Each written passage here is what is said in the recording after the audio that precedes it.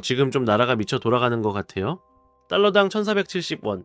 2026년 1월 현재 외환시장의 전광판에 찍힌 이 숫자는 단순한 경제 지표가 아닙니다.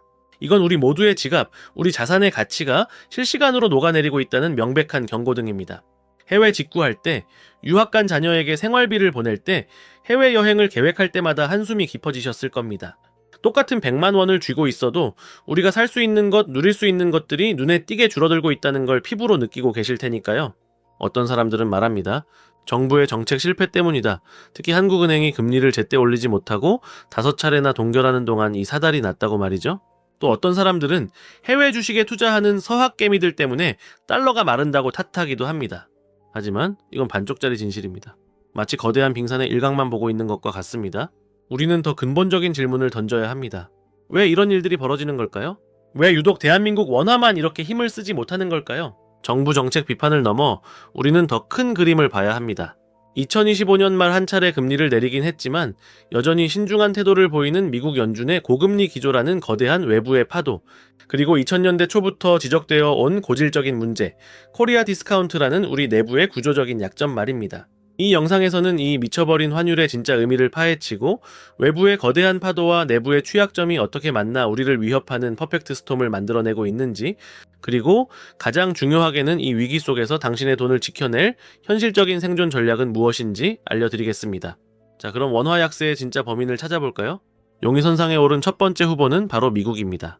더 정확히는 미국 중앙은행 연방준비제도죠. 첫째, 거대한 외부의 파도, 바로 글로벌 달러 강세입니다. 이해하기 쉽게 비유를 하나 들어보겠습니다. 전 세계의 돈을 거대한 저수지에 담긴 물이라고 상상해보세요. 그리고 각 나라의 금리는 그 물을 끌어당기는 펌프의 힘입니다.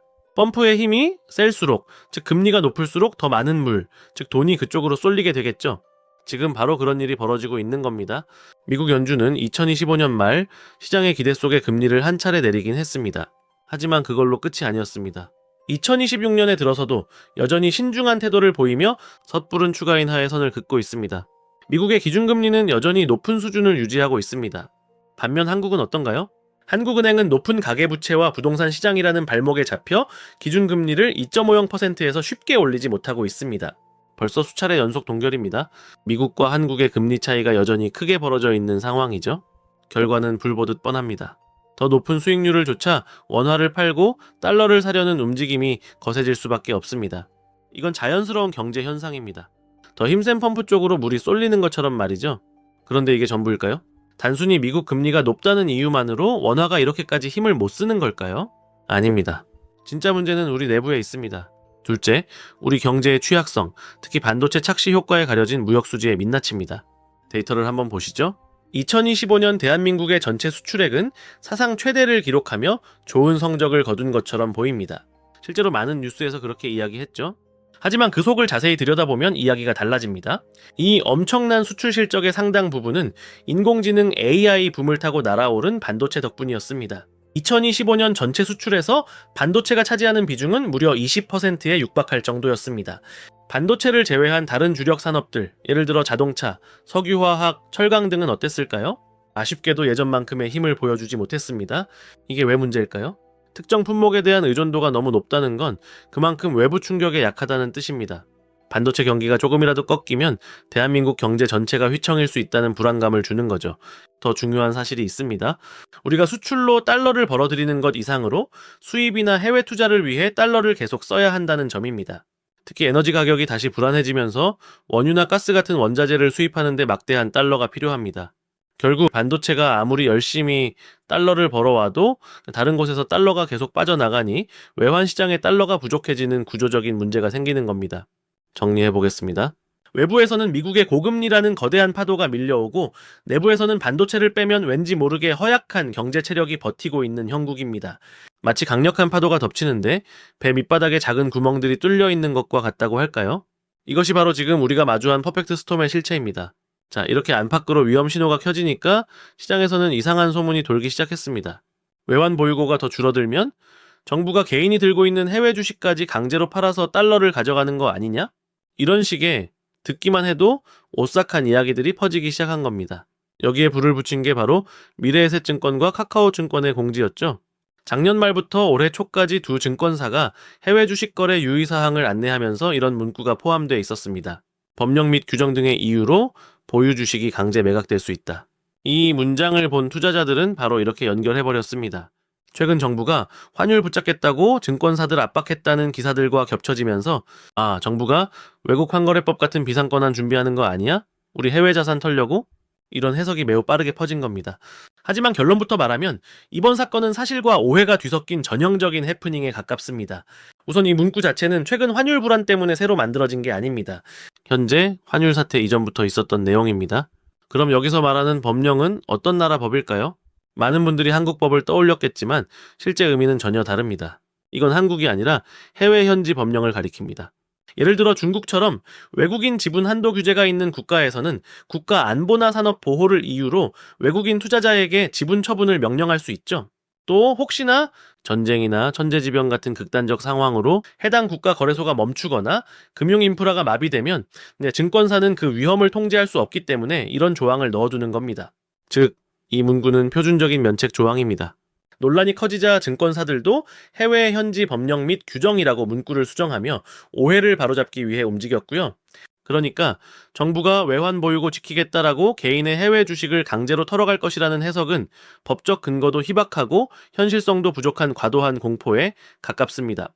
그런데 그렇다고 그냥 해프닝이었네 하고 넘길 문제도 아닙니다. 이 사건이 보여주는 더 큰 진실이 있기 때문입니다. 이번 일은 일종의 리트머스 시험지였습니다. 고환율이라는 불안한 환경 속에서 투자자들이 정부의 시장 개입을 얼마나 불신하고 있는지 그 민심의 깊이를 그대로 드러낸 사건이었죠. 왜 이렇게 평범한 약관 하나에까지 과민하게 반응했을까요? 왜 최악의 시나리오부터 떠올렸을까요? 그 근저에는 한국 주식시장이 가진 오랜 구조적 문제, 바로 코리아 디스카운트가 자리 잡고 있습니다. 투자자들이 왜 외국 시장을 더 선호하는지 이번 사건은 그 현실을 다시 한번 적나라하게 보여준 셈입니다. 감정적인 비판은 잠시 접어두고 냉정한 숫자로 이야기해보죠. 기업의 가치를 평가하는 대표적인 지표로 주가 순자산 비율, PBR이라는 게 있습니다. 쉽게 말해 회사가 가진 순자산 대비 주가가 몇 배로 거래되고 있는지를 보여주는 숫자입니다. 이게 1이라면 딱 그 회사의 장부상 가치만큼 시장에서 평가받고 있다는 뜻이죠. 그럼 한국은 어떨까요? 데이터를 보면 2024년 말 한국 증시의 PBR은 0.88배 수준이었습니다. 1배도 채 되지 않았다는 건 시장에서 우리 기업들의 가치를 장부상 청산 가치보다도 낮게 보고 있었다는 충격적인 의미입니다. 물론 2025년 들어 정부의 기업 밸류업 프로그램 시행 이후 큰 폭으로 개선되어 MSCI 한국 지수 기준 1.59배까지 올라왔습니다. 하지만 이걸로 안심할 수 있을까요? 놀랍게도 같은 기간 미국 S&P 500 지수의 PBR은 4배를 넘습니다. 왜 이런 차이가 발생하는 걸까요? 단순히 한국 기업들이 돈을 못 벌어서 그런 걸까요? 아닙니다. 진짜 이유는 다른 데 있습니다. 바로 기업이 번 돈을 주주에게 얼마나 돌려주는지에 대한 근본적인 철학의 차이입니다. 이걸 보여주는 또 다른 숫자가 자기 자본이익률, ROE입니다. ROE는 기업이 자기 자본을 가지고 얼마나 효율적으로 이익을 내는지를 보여주는 수익성 지표죠. 전 세계 시장을 보면은 보통 ROE가 높은 기업은 PBR도 높게 평가받는 게 일반적입니다. 돈을 잘 버니 당연히 기업 가치도 높게 쳐주는 거죠. 하지만 한국 시장은 이 공식이 잘 통하지 않습니다. 비슷한 ROE를 기록하더라도 한국 기업들의 PBR은 유독 낮은 평가를 받아왔습니다. 이게 바로 코리아 디스카운트의 민낯입니다. 당신네 회사가 돈을 잘 버는 건 알겠는데 그게 즉 주주에게 무슨 상관이냐? 라는 시장의 냉소적인 질문인 셈이죠. 이 질문에 대한 답은 기업들의 행동에서 찾을 수 있습니다. 예를 들어 애플을 볼까요? 애플은 매년 천문학적인 규모의 자사주를 사들여 소각합니다. 이게 왜 중요할까요? 회사가 자기 주식을 사서 없애버리면 전체 주식 수가 줄어들겠죠? 그럼 기존 주주들이 가진 주식 한 주당 가치는 자연스럽게 올라갑니다. 주주들에게 이익을 직접 돌려주는 가장 확실한 방법 중 하나입니다. 반면 한국의 일부 기업들은 정반대의 길을 걸어왔습니다. 바로 물적 분할이라는 마법입니다. 회사의 가장 핵심적이고 돈 잘 버는 사업부를 뚝 떼어내 새로운 회사로 만들어 따로 상장시키는 거죠. 기존 회사 주주들은 뭘 얻을까요? 아무것도 없습니다. 오히려 핵심 사업부가 빠져나간 껍데기만 남은 회사의 주주로 남게 되는 경우가 많았습니다. 최근 LS나 HD현대 같은 기업들의 자회사 상장 추진 과정에서 주주가치 훼손 논란이 불거진 것도 바로 이런 이유 때문입니다. 물론 긍정적인 변화의 바람도 불고 있습니다. 정부가 2024년부터 강력하게 추진한 기업 밸류업 프로그램 덕분입니다. 실제로 데이터를 보면 2025년 한 해 동안 국내 대기업들이 소각한 자사주 규모는 약 18조 원에 육박했습니다. 배당 규모 역시 2025년 50조 원을 넘어서며 꾸준히 확대되는 추세입니다. 그리고 많은 분들이 환율을 잡으려면 금리 인상이 필요하다고 말하지만 현실적으로 그 선택을 쉽게 할 수 없습니다. 이제는 누구나 알고 있습니다. 우리 경제에 1900조 원이 넘는 가계부채라는 거대한 시한폭탄이 자리 잡고 있다는 사실을요. 금리를 단 0.25%만 올려도 수많은 대출자의 부담이 폭증하고 부동산 시장과 소비가 동시에 흔들릴 위험이 있습니다. 환율을 잡기 위한 금리 인상이 오히려 국내 경제 전체를 뒤흔들어 버릴 수 있는 상황인 겁니다. 결국 지금과 같은 제약된 환경에서 우리 경제를 살릴 수 있는 마지막 힘은 기업 그 자체입니다. 기업이 더 효율적으로 성장하고 투명성을 높이고 주주 가치를 강화해 시장의 신뢰를 회복해야만 해외 자금이 들어오고 그 힘이 환율 안정과 경제 체력 회복으로 이어질 수 있습니다. 기업이 살아야 시장이 살아나고 시장이 살아야 원화도 우리 경제도 다시 숨을 돌릴 수 있습니다. 자, 그렇다면 지금 상황에서 우리가 취해야 할 가장 현실적인 전략은 단순합니다. 어쩔 수 없더라도 달러 자산을 포트폴리오의 일정 비율로 담아야 한다는 것. 누구나 알고 있듯이 원화는 구조적으로 흔들리고 있습니다. 그러니 달러 자산을 어느 정도 보유하는 건 선택이 아니라 필수적인 안전장치에 가깝습니다. 그렇다면 어떤 달러 자산을 담아야 할까요? 정말 많이 물어보십니다. 대표적인 건 두 가지입니다. 첫째, S&P 500 같은 미국 주식 인덱스.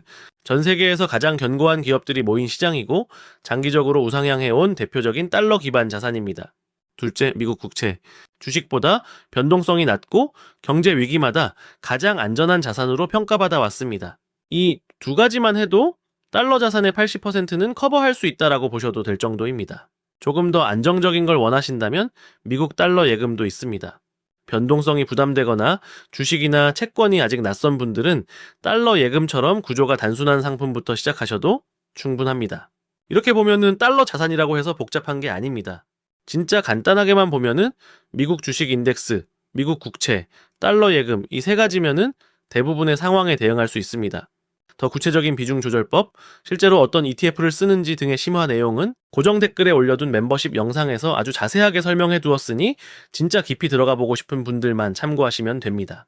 모든 사람이 다 볼 필요는 없고 난 확실하게 알고 투자하고 싶다는 분들에게 도움이 될 내용입니다. 자, 오늘 우리는 1470원이라는 아찔한 숫자에서 시작해 해외 주식 강제 매각이라는 공포의 실체를 파헤치고 코리아 디스카운트라는 우리 시장의 오랜 상처까지 들여다봤습니다. 그리고 이 모든 위기 속에서 당신의 돈을 지켜낼 현실적인 액션 플랜까지 함께 세워봤죠. 결론은 무엇일까요? 1470원의 환율과 시장을 떠도는 흉흉한 소문들은 우리에게 분명 위험을 말하고 있습니다. 하지만 동시에 놀랍게도 이것은 기회의 문을 열어주고 있습니다. 무슨 뜻일까요? 이 거대한 위기는 우리에게 더 이상 우물 안개구리로 머물러서는 안 된다고, 이제는 당신의 투자 포트폴리오를 대한민국이라는 우물을 넘어 글로벌 투자자로 업그레이드하라고 강력하게 요구하고 있는 겁니다. 정부 정책에 대한 맹목적인 비난이나 시장의 공포에 휩쓸려 무모하게 모은 자산을 투매하는 대신 오늘 우리가 함께 살펴본 데이터와 전략을 바탕으로 냉철하게 자신만의 원칙을 세워야 할 때입니다. 감정에 휘둘리는 투자는 언제나 패배로 끝난다는 것을 우리는 너무나 잘 알고 있지 않습니까? 원화 가치의 하락은 분명 우리 지갑을 위협하는 위기입니다. 하지만 기억하십시오. 현명하게 분산된 달러 자산은 이 거친 파도로부터 당신의 부를 지켜주는 가장 강력한 방패가 될 것입니다. 이 혼란의 시기를 그저 견뎌내야 할 고통의 시간으로 여기지 마십시오. 오히려 당신의 자산을 한 단계 도약시키는 최고의 기회로 만드시길 바랍니다.